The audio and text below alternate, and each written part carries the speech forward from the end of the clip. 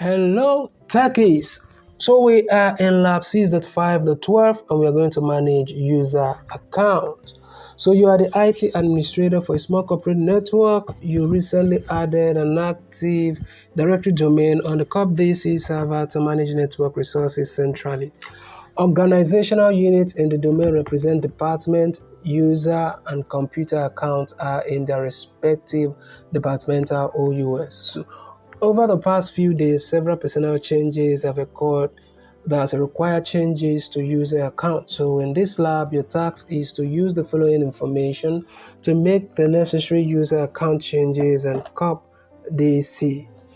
So Mary Beans from the accounting department has forgotten her password and now her account is locked. So you're going to unlock the account, reset the password, and also require a password change. All right, so let's just start up and begin immediately. So in case you find this video to be too fast for you, I apologize for that. You can always pause this video and walk at your own pace.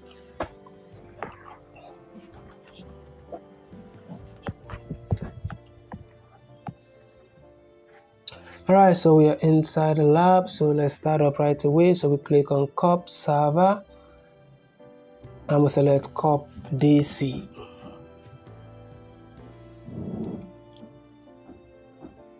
So we'll go to tools and Active Directory. Let's see, expand this, expand CompTIA.local and scroll down to accounting and Mary Beans. Right click on Mary Beans and reset password. So the new password is going to be this, so I'm just going to copy and paste this, but you can type it in if you want to. I felt it's faster for me to just copy and paste. So so we click OK. The password Mirabens has been changed. Okay, so that's what we want. So we'll go to Macwood, repeat same process. We go to disable account for Macwood.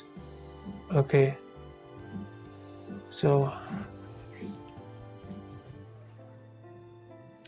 we go to research dev, and what are we doing for research? Okay, so we go to Pat Benton and we are going to enable account.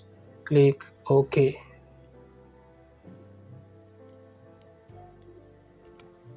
So we'll go to Andrea, and for Andrea we are going to rename, and we are going to rename Andrea to Andrea space so go Andrea Soko. All right, so last name is going to be Soko.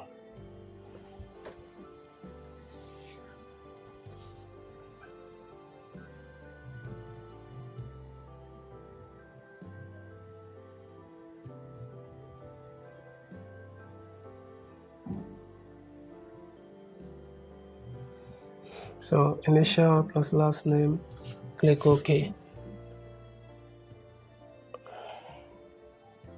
So go to support and go to Tom Flask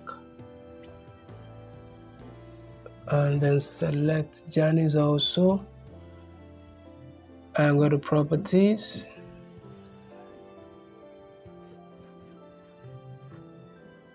Go to accounts,